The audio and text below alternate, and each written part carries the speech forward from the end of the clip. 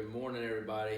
I know we took off a week last week and we were busy on Monday and Friday, so we apologize, but we're welcome back. Thank you for joining the Andrew and Jamie show. Hope y'all had a great weekend. Yeah.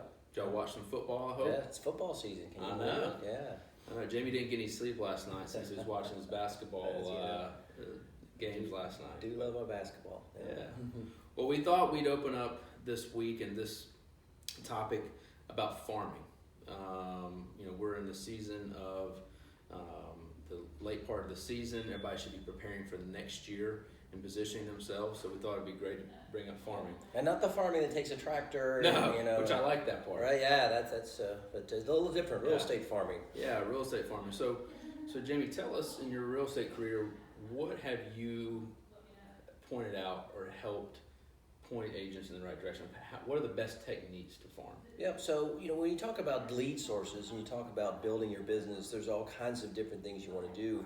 But when we business plan, when I talk to agents and help them build their business plan, how do we diversify, and generate our lead generation sources, and making sure we don't just get one thing. And one of those sources is farming. Right. One of those sources is picking either a geographical farm, if you will, or a network farm, and putting marketing plans in place to enable you to slowly but surely, just like you would in your crops, build up your base of support and generate leads from a geographical or network farm. And so when you build that out, we've talked about other sphere of influence and other spokes of the wheel as far as leads.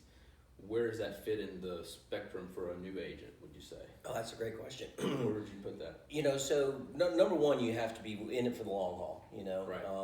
And with no farming. Silver bullet. Right, there's no silver bullet, there's no magic pill or anything like that. Is you got to develop your marketing plan that's gonna work over time.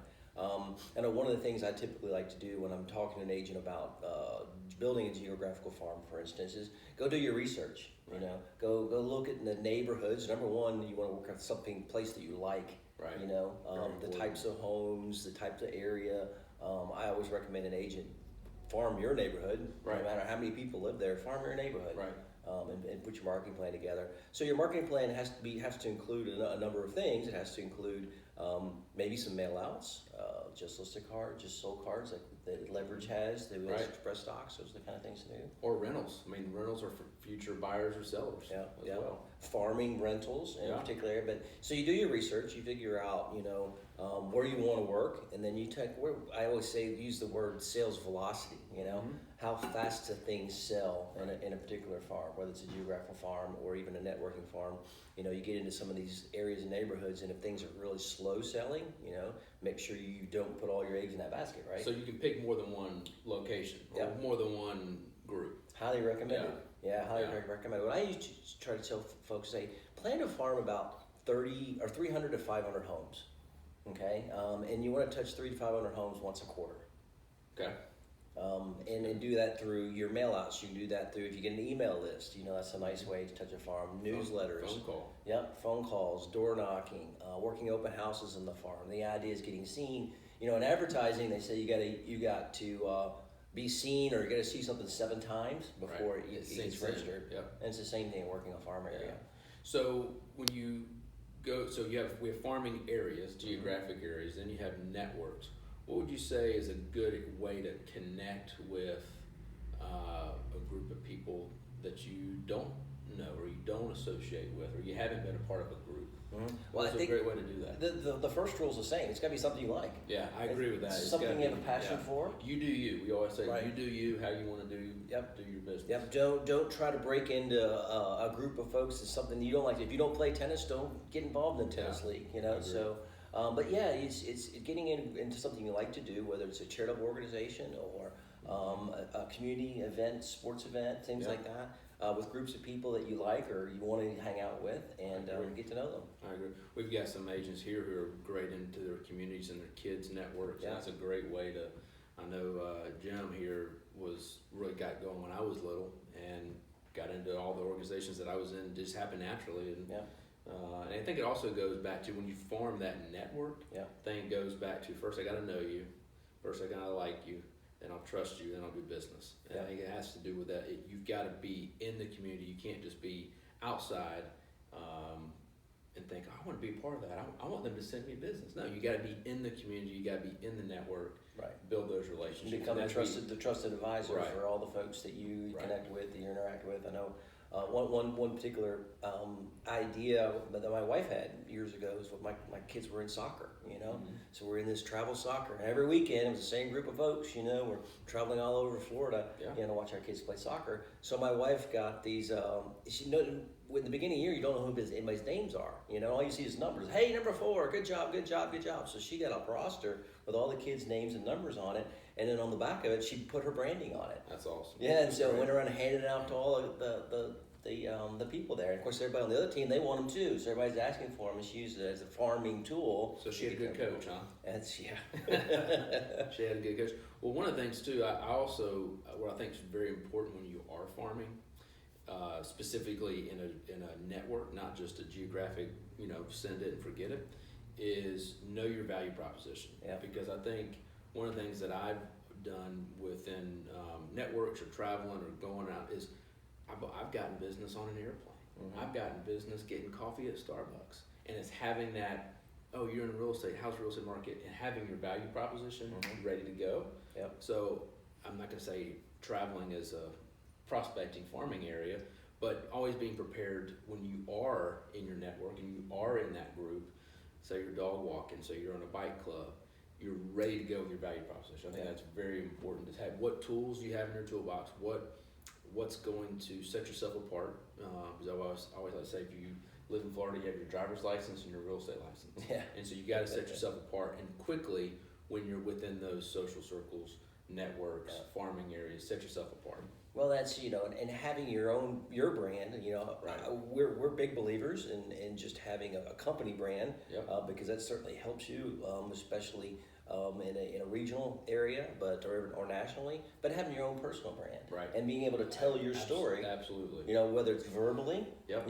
Your value proposition, and your story of you and your company and your business, or to do it with your print advertising, Right. or on social media. It's like you should be telling that same story consistently, so that 7 hits, people remember you for some reason, Yeah, and that goes back to, and I'm glad you brought that up, is we went away from our ERA.com email a couple years ago. Yeah. We have a brand, we have an identity as a company, but we want the agents to have their own brand, their own story to tell within how they want to tell it. So I think that's very important.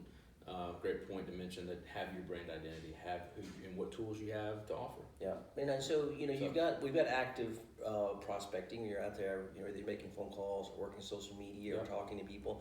And this farming is more this passive marketing, but your story and your brand are important. But you got to do it. You got to do it. And just like the farming period, if you don't put the seed in the ground, it's not going to come up down the road. So months down the road. So actually, my wife's uncle just planted a farm this last 4 or 5 months, and they just started picking some of the peas and stuff. So you got to do it for future growth. You got to do it months in advance, and that's a great analogy, a great story.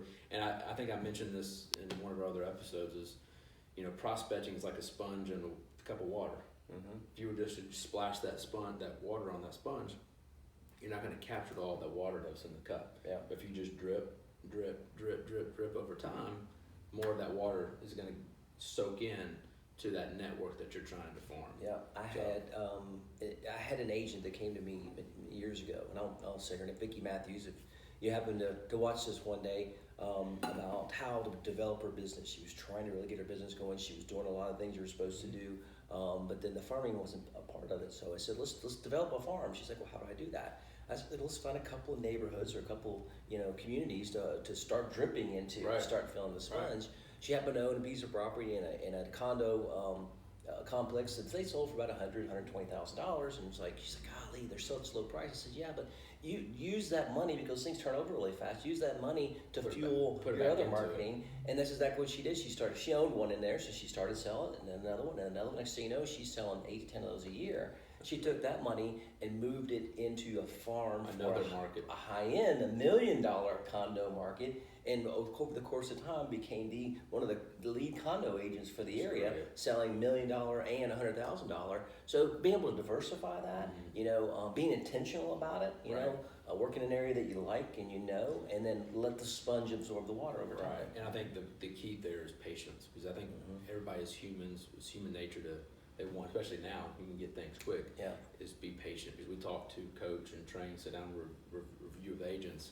You gotta have patience to do, but you gotta be doing the right things. You have to be putting in the work, just like training for basketball, training for baseball. You gotta be putting in the work and expect those results after that. So. And at the end, in farming is like, the magic number is 20-25%.